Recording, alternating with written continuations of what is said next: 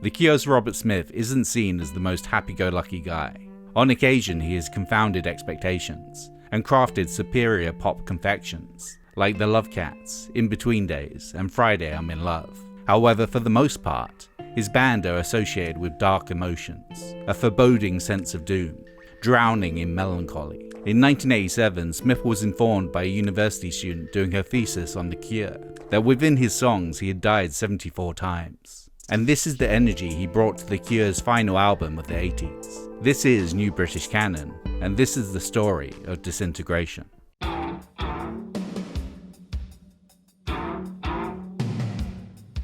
Midway through 1986, Robert Smith got a haircut. As one of the few rock stars with an identifiable silhouette, hacking off his signature voluminous backcombed hair was a firm attempt to move away from the identities he had accumulated. And The Cure had assumed many guises up to this point, from minimalist post-punks to atmospheric melancholists. And the tap drips, drip, drip, drip, drip, drip, drip, drip, drip, drip, drip, drip,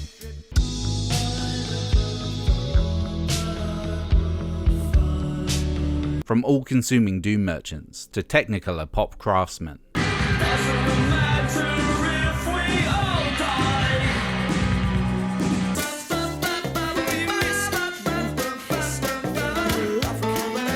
By the release of 1985's The Head on the Door, The Cure were on the rise, especially in the US. The New Order-esque In Between Days and the claustrophobic Motown of Close to Me were getting ample play on the more Anglophile college radio stations.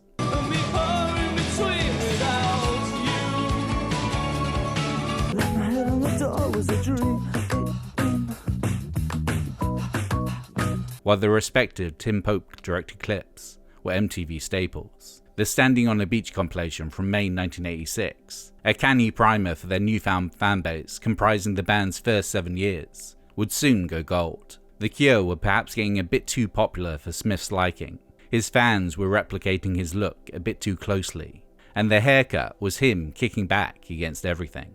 This was a new start. MTV was running hourly news bulletins like, "Yes, it's true, he's cut his hair off." I said, are they serious? Or are they being funny? Although I don't like what I look like at the best of times, I think I look particularly hideous with cropped hair. I did it on that tour because I was getting so fed up with press about hair and lipstick. Hair and lipstick. As much as Head on the Door singles had embodied an up-tempo chirpiness, lurking on the album were moments of melancholy and gloom. I am sinking. This duality would extend itself on their next album. Recorded in a vineyard in the south of France, Kiss Me, Kiss Me, Kiss Me was a double LP filled with an eclectic mix of everything vaguely Cure. The war-drenched doom of The Kiss, the nonsense pop of Why Can't I Be You,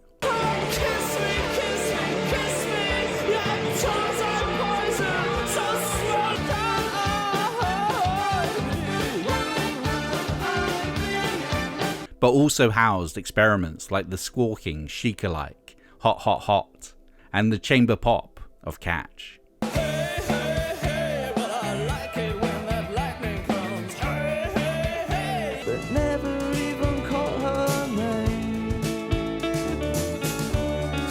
Kiss Me is like an end of what we've been doing for the past 10 years. It seems to be like the singles album, literally a retrospective album. This one is taking bites from everything we have ever done, all the bits I've liked, but there's a single album's worth of that, and a single album's worth of stuff we've never really attempted before.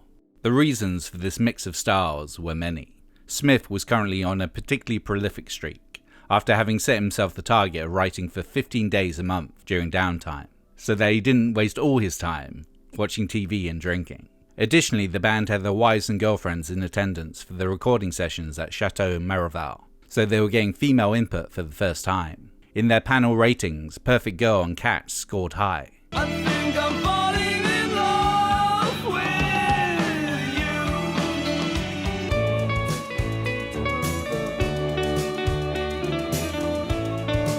you. While Fight and Shiver and Shake were downvoted.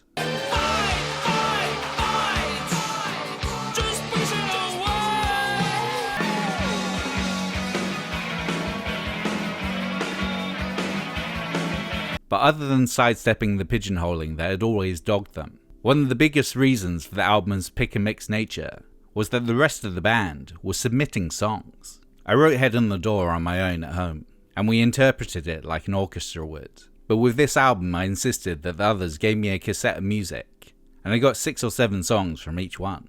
Even Boris made a tape of interesting drum patterns, which I appreciated because I didn't expect to get anything from him, and it just showed that everyone wanted to be really involved in it. By 1987, the famously combustible group consisted of Smith, bassist Simon Gadda, guitarist Pearl Thompson, Boris Williams on drums, and Lol Tolhurst on keyboards. At least in theory, Tolhurst was on keyboards. He was the only member of The Cure, aside from Smith, that had been in the band since the beginning, though originally as their drummer. Around 1982, he moved to keyboards and was supposed to spearhead The Cure's move into the future, as a synthesized electric group as shown on Let's Go to Bed and The Walk. Laughing at the Christmas lights, remember from December.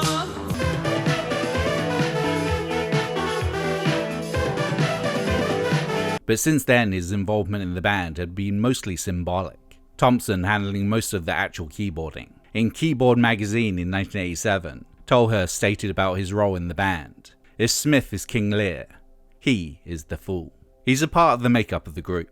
He never has contributed particularly much to the songwriting. He used to write a lot of the words with me in the early days. He's since stopped, dried up. He's become a husk. He's just part of what goes on in the social life of the group, which is 99% of what we do. If he left, it would be a dramatically different group. He contributes in a negative fashion, and this dislike of Tolhurst was starting to come out in the music. Producer David M. Allen has stated that he believes that while all the love songs were written with Smith's longtime romantic partner Mary Paul in mind, all the hate songs were aimed at Tolhurst. On Kiss Me, the most obvious Lol hate anthem was Shiver and Shake,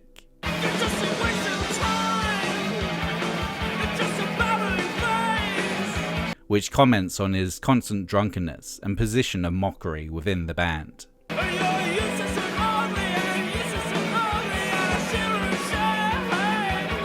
Allegedly, Smith got Tolhurst to stand in front of him when recording the vocal to generate the correct level of vitriol. Despite this, Tolhurst remained in the band for a while longer.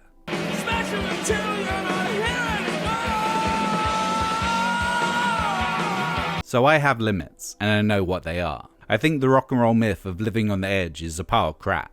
That should be obvious to anyone with a modicum of intelligence. That you can't be a drunk and do anything. You can't walk around in an alcoholic stupor and make records. Actually, that's not quite true. The Birthday Party made a good stab at it. Honey, honey, honey, stick out the garbage truck face. Generally, you can't.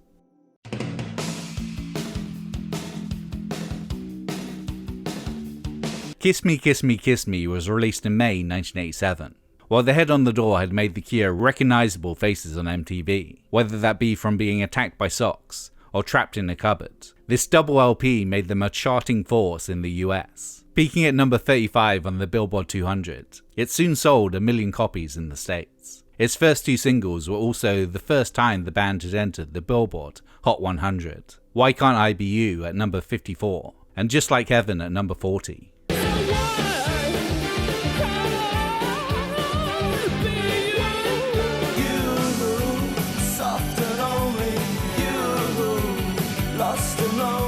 Not that Smith was especially bothered by the concept of charts. The whole element of competition, I still, and always will, find absurd. The horse race. Are we going to be number 1 or our queen? It doesn't matter at all, because if I look at the top 50, I see there are no records I like. So it's a false accolade to be number 1 anyway. The album should be number 1. That's all. If Shiver and Shake was Kiss Me at its most lol flavoured, Just Like Heaven is the de facto Mary Paul song. The album at its most loved up. Show me how you do that trick. In part an engagement present to her, the lyric hits that perfect Cure, happily morbid sweet spot. A tale of a kiss so breathtaking, it almost kills the protagonist.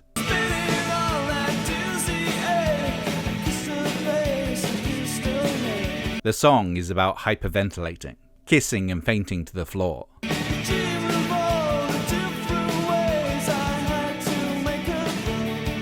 Mary dances with me in the video because she was the girl, so it had to be her. The idea is that one night like that is worth 1,000 hours of drudgery.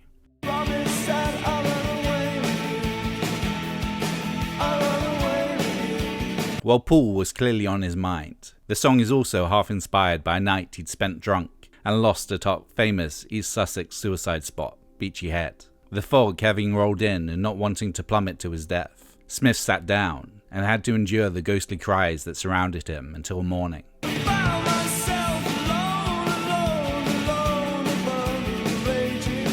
Probably just the echoing calls of his friends attempting to locate him.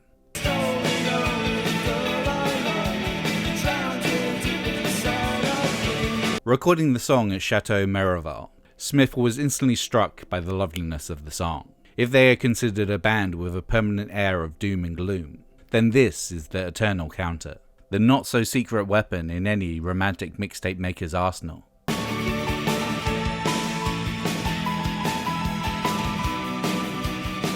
When I wrote it, I thought, that's it. I'll never write something as good as this again.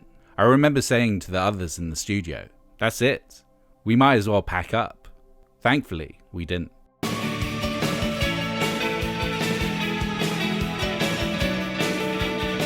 With all the instruments coming in one by one, spirited along by a fluttering dream of a riff, and Smith's vocals not appearing until nearly a minute in, Just Like Heaven bears an unconscious resemblance to a punky power pop classic.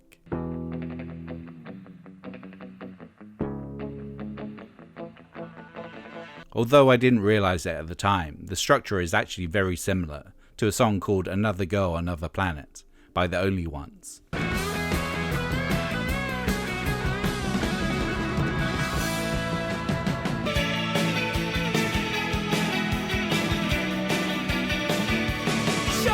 Which I can still vividly remember hearing on the radio late at night in the mid-70s.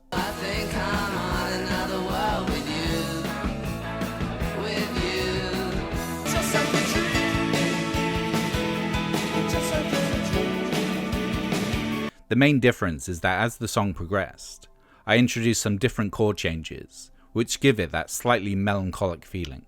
During the sessions for the album, the band had been asked to supply established French pop culture program, Les Enfants de Rock, with a new theme tune. Smith gave them an instrumental version of Just Like Heaven. Aussi New Order qui en plus de l'interview vous offre 2 titres live extraits de leur nouvel album Brotherhood. The logic was, by the time they released it as a single, the French, who already loved The Cure, would make it an instant hit. In the end, it charted disappointingly, at number 33 in France. In the UK, it barely made the top 30. In the US though, it was becoming increasingly apparent that The Cure were a big deal, now playing arenas instead of colleges. But it wasn't just in the US. In Buenos Aires, the band was so popular that a 17,000 seat arena was oversold by 2,000 tickets, resulting in a full-blown riot. The iconically silhouetted Smith was shockingly a pop star, and he hated it. But this time, to kick back against this perception, he would have to do more than get his hair cut.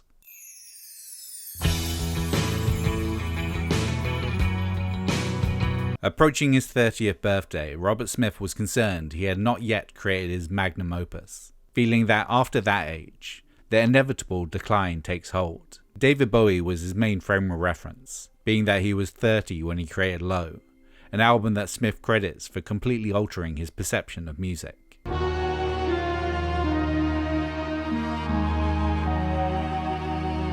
So for The Cure's next album, he decided it wouldn't be a sit around in the south of France, drinking 150 bottles of wine kind of vibe. Re-teaming with David M. Allen as producer, they decamped to Hook End Manor in Oxfordshire, just as the days were getting shorter. We could have gone anywhere in the world, but I wanted us to make something autumnal in English. We needed to be somewhere reasonably remote, to avoid too many unnecessary distractions. And I knew if we had the smell of burning wood and rotting leaves in the air, darkness by 4 PM, and the likelihood of thunder and rain, well, it couldn't help but put us in the right mood to record. Before sessions began, the band convened at drummer Boris Williams' home to share demos, which were then rated out of 10. Out of the initial 32 songs submitted, Only 12 made the album. Another difference from the Kiss Me sessions was that touring keyboardist Roger O'Donnell was an active part of the process, further pushing Tolhurst into obsolescence. Though O'Donnell has stated there was much laughter and joking to be had during the sessions, as well as extended games of space trade computer game Elite. For Smith, it was a prolonged battle. On the first night at the Manor, his room caught fire. A heater shorted and it burnt everything I owned. Because we were here for 4 months, I'd brought all my worldly goods with me. We saved my lyrics, crawling along the floor with wet towels around our heads. We had to make a chain and hold hands, and because I was the only one who knew where they were, I was the last in the chain. We got really told off by the firemen. It was like being back at school. They were saying, "Your life's much more important than your words." And I'm like, what do you know? Returning to his room in the aftermath, he found a singed photo album filled with pictures of his beloved. Possessed by feelings of nostalgia and times past, it inspired pictures of you. I've been looking so long at these pictures of you. In an alternative origin for the song, Smith claimed he read the essay The Dark Power of Ritual Pictures by Myra Polio, which spurred him to destroy all the old pictures of Paul.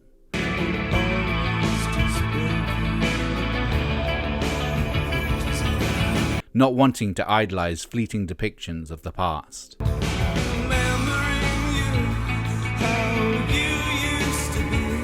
Cure scholars are less convinced by the second explanation, especially because the essay does not seem to exist.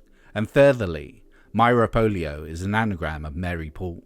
But even before the fire, Smith was living through a particularly desolate bout of depression. This all-consuming doom is present when listening to the album, a return to the bleakness of the Cure's early 80s releases. Feeling that he might slip away at any moment and revert to a state of nothingness, he called the album Disintegration. I've been worrying about disintegrating since I was 13. I think it's all inherent in my lack of faith, which undermines everything we do. Something like the Love Cats, which is all good fun, is not what I enjoy doing most. I'm more comfortable with my obsessions, and they don't interfere with what we do now. 7 years ago, around the time of faith and pornography, I was literally obsessed with aging, dying and decaying.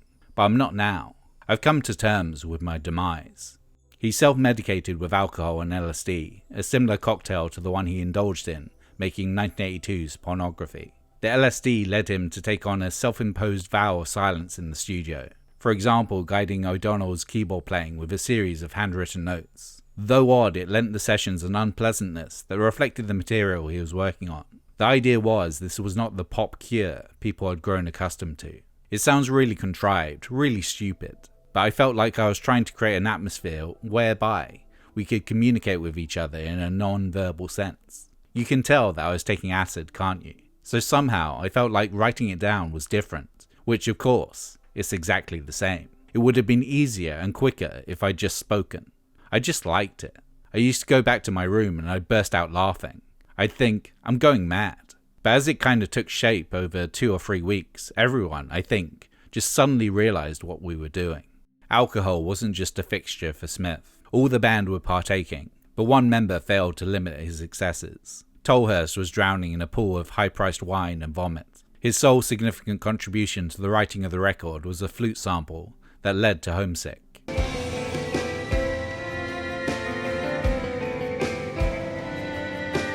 His only function within the group was as a release valve, the permanent victim whom the rest of the group mocked and bullied relentlessly. Smith has stated they laid into him to such an extreme extent, in the hope that Tolhurst could realise what a mess he'd become. All his keyboard parts had to be re-recorded by O'Donnell, and he was only seen during meal times, where he was inevitably already drunk. The tension came to a head at Rack Studios in London, when the band finally heard the completed album. A heavily inebriated Tolhurst declared that it wasn't really a Cure album, and half of it was shit, then stormed off into the night. In the album liner notes, Tolhurst is credited cryptically as other instrument. Smith had had enough. 3 weeks after the incident at Rack Studios, he wrote Tolhurst a letter to say that his services were no longer needed. And with that, Smith was the only remaining original member of The Cure. To watch Lowell, the friend you've known since childhood, become a shambling mess, drinking 2 bottles of Grand Marnier a day, you have disintegration right there. Everyone was relieved when Lowell left, though I wasn't. You could view Lowell as a muse, and a band's chemistry is a very difficult thing to calculate or mess with.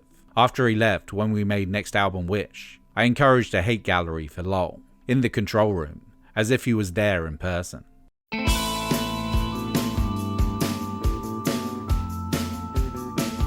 While his template Pornography had been a very percussive album, whether on the programmed barrage of 100 Years,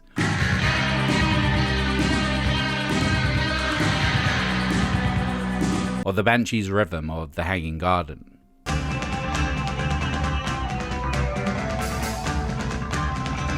Disintegration is more interested in icy synth textures, the snowflake explosions of Plainsong,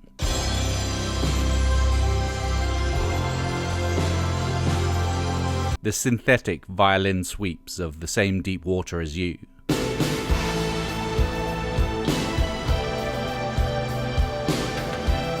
the backwards piano solo of Prayer for Rain,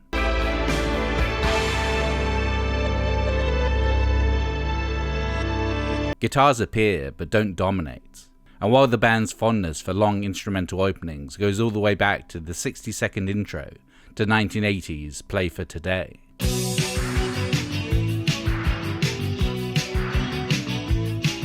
Disintegration's wordless intros average twice that length.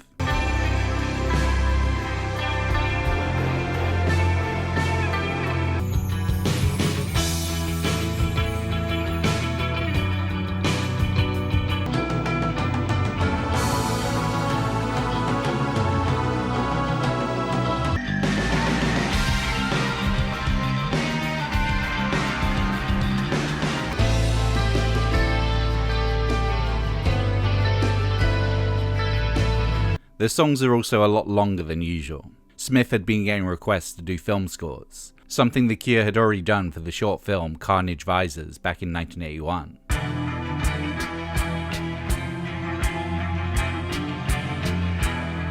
And he decided to take a look at several clips that he'd been sent over the years, just prior to getting started on Disintegration. That process of watching clips with a view to scoring definitely helped trigger ideas. It also encouraged me to focus on writing longer, more cinematic pieces, rather than just think about Cure songs. In fact, while recording Disintegration, Tim Burton approached The Cure to score a film whose title character was directly inspired by Smith, Edward Scissorhands. Unfortunately, they were too deep into making the album to seriously consider his offer, and the score was ultimately composed by Burton's main musical collaborator, Danny Elfman.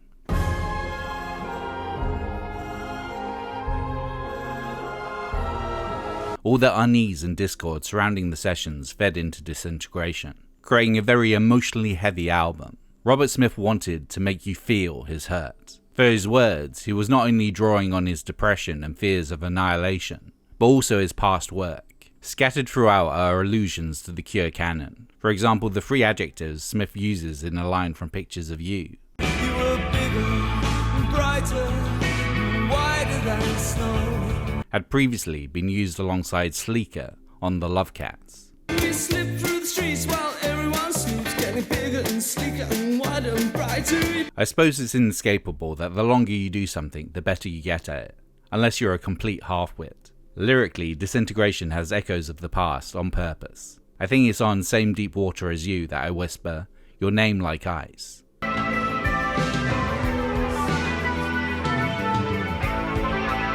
Which comes from Cold on Pornography. Your name like ice into my heart. We mixed some of the more obvious ones out. It was just like Spot the Clue.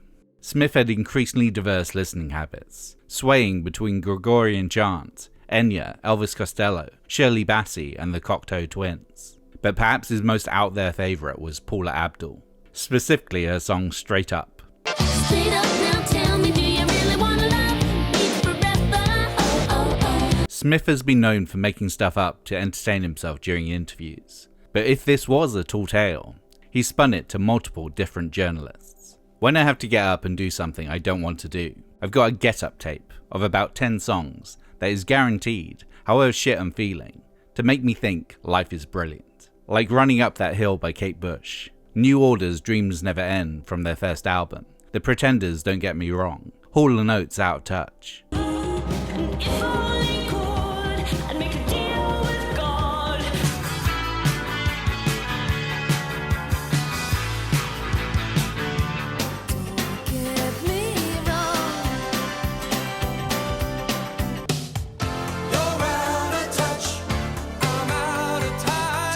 I've just put Paula Abdul's Stand Up into the hallowed ranks of Get Up and Go songs. Straight up now, tell me, is it gonna be you and me together? Oh, oh, oh. It's got a brilliant beat, like a tap dancing beat.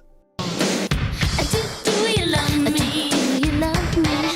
Baby, come on now. Waiting until the very end to record his vocals. 5 of the longer songs were first and only takes. Exercising his despair all into one unholy expulsion, and not wanting to return to those feelings for another go around.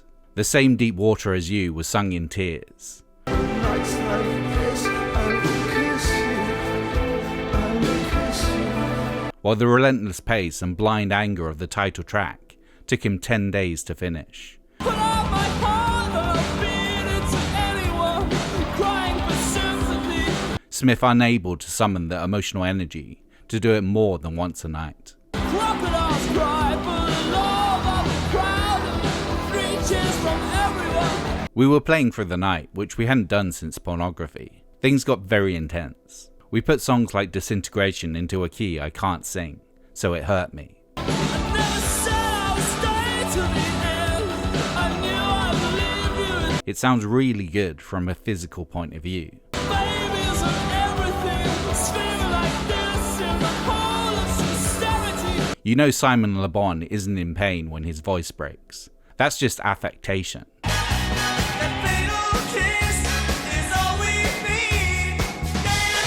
The whole studio situation had to be geared into doing emotional songs.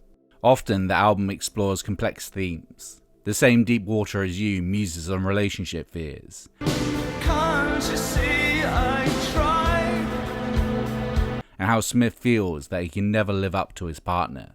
Swimming the same deep water as you is hard. Last Dance is about a former romantic flame. I'm so glad you came. I'm so glad you remembered And how quickly feelings can expire. to see how we're ending our last dance together. The title track acts as a thesis for the album. I live in photographs, pictures of trickery and stains on the carpet. Spinning a narrative that includes addiction, infidelity, rejection of fame, and falling apart. Stains on the memory of songs about happiness, moment and dreams. Many see it as a potential goodbye to The Cure.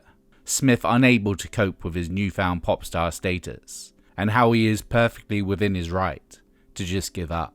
Both of us knew how the end always ends. Others were simple concepts, like on Lullaby and the fear of never being able to get to sleep again.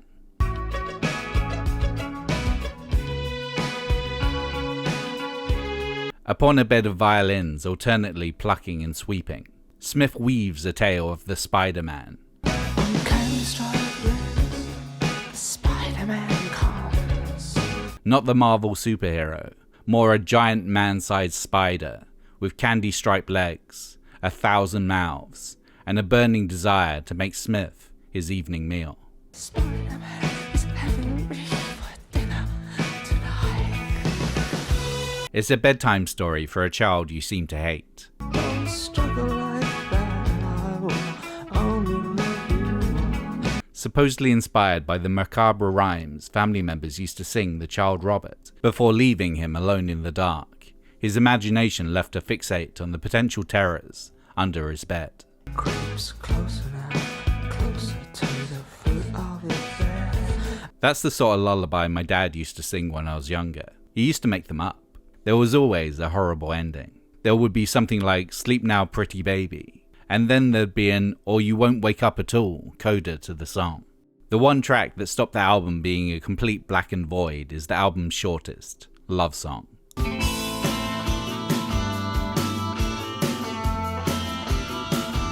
Formed from a Simon Gaddup bass line, it was repurposed by Smith as a wedding present for his wife.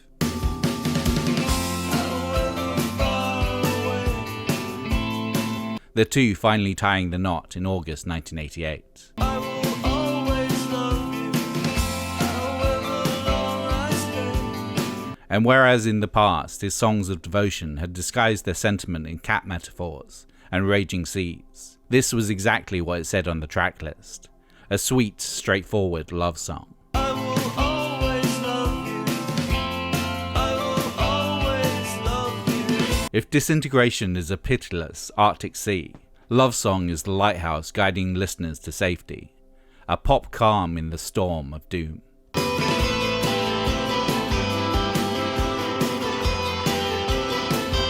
I've known Mary since I was at school. She's the only person I know intimately that's known me since before the group, apart from my family. She's a calming influence. If I get too precious about things, she drags me back and makes me look at it. And I think if I didn't have that, I would have got lost somewhere on the way.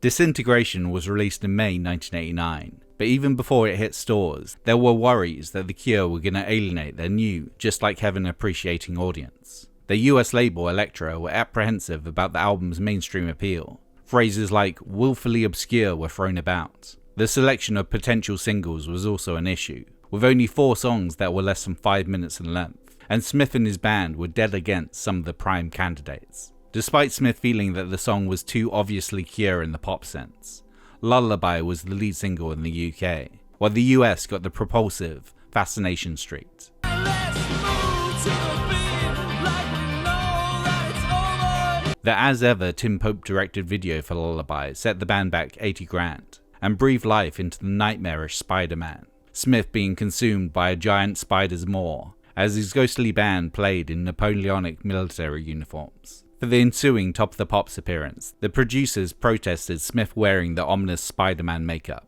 fearing it would scare any children watching. The eventual compromise being that there wouldn't be any close-ups on Smith. Creeps closer now, closer to the feet of your bed. Lullaby became the band's highest charting song in the UK, a number 5 hit jostling for position behind the Bangles, Simply Red, Transvision Vamp, and Frankie Goes to Hollywood's Holly Johnson.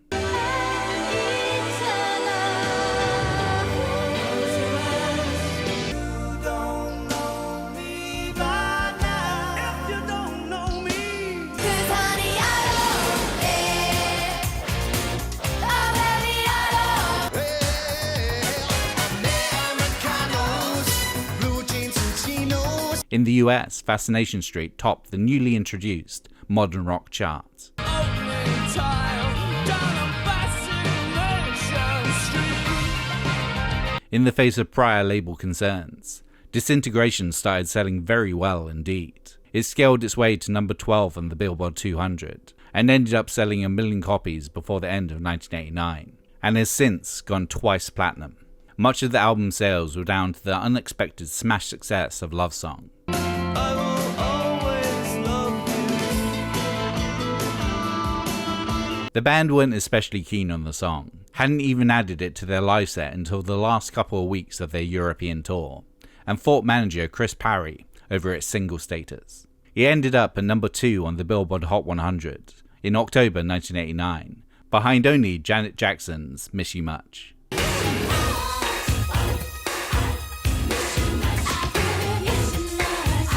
While things were definitely on the up for the band, Smith tired of his time in The Cure, and stated in no uncertain terms that the end of the Prayer Tour was the end. I've actually reached the point where nothing in the world will make me go out and tour again. I'd break my hands not to do it anymore. I've got 27 more concerts left, and as soon as we finish America, that's it. For me, anyway.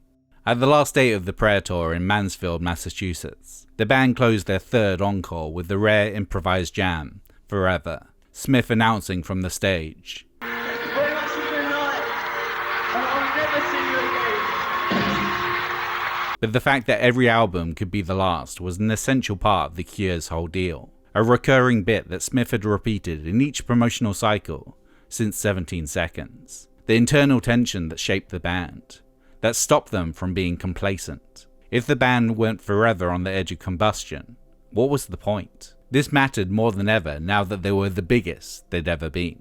It was never our intention to become as big as this. Despite my best efforts, we had actually become everything I didn't want us to become, a stadium rock band. Most of the relationships within the band and outside of the band fell apart. Calling it Disintegration was kind of tempting fate, and fate retaliated. The family idea of the group really fell apart too after Disintegration. It was the end of the golden period. As before, The Cure would return.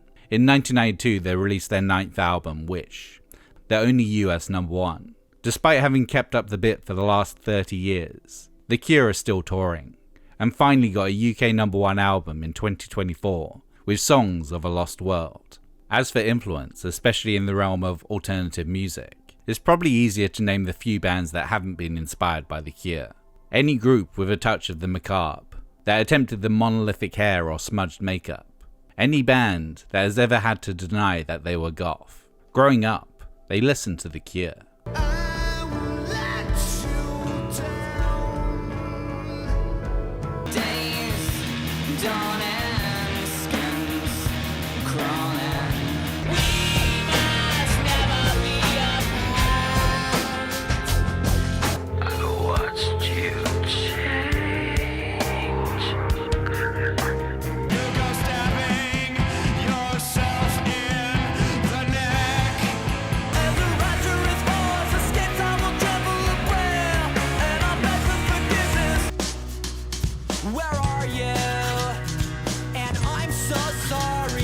We walked arm in arm, but I didn't feel his touch.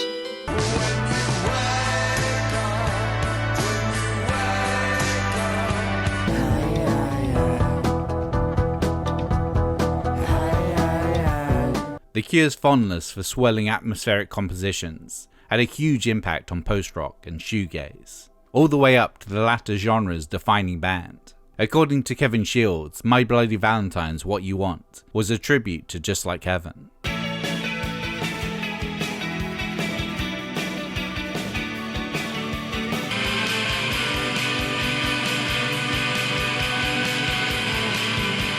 Not that they were the only ones that have assimilated that song in some form or other.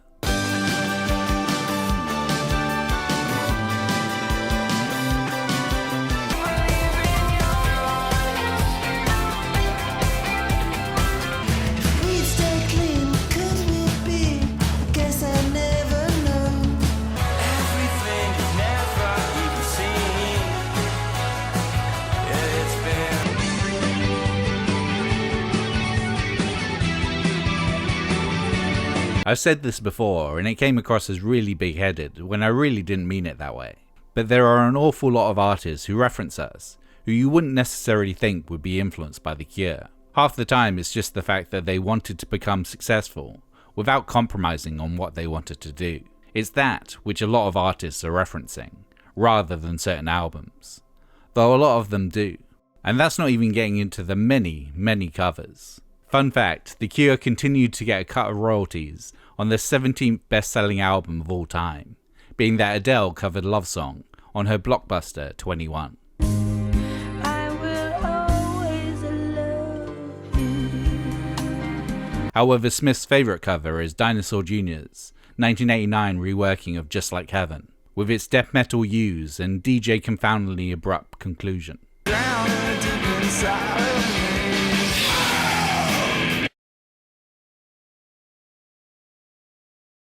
The distorted solo of Jay Mascis admirably rips up the gentle keyboard-led middleweight.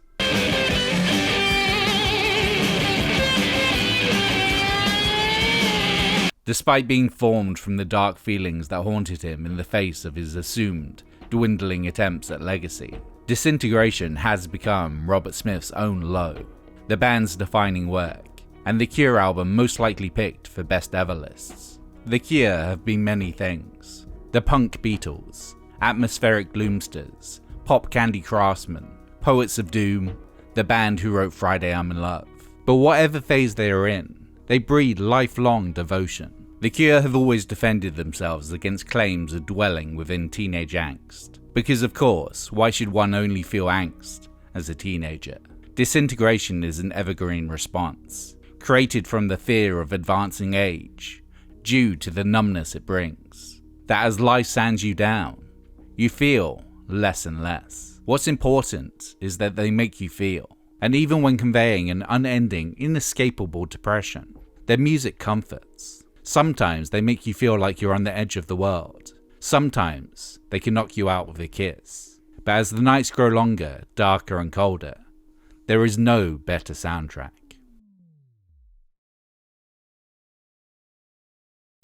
Thanks for watching. What's your favourite Cure song? Comment down below. If you like this video, like, subscribe, and why don't you also do me a favour and share it with a couple of people? It really does help. As always, I'd like to shout out this month's new top tier supporters over on Patreon. The Farah Monster, Pepri, Butch Rosser, Brandon Davis, Andrea Burke, and Paul. And thanks to everyone else that supports me. I will see you in several weeks' time for a dive into post-punk.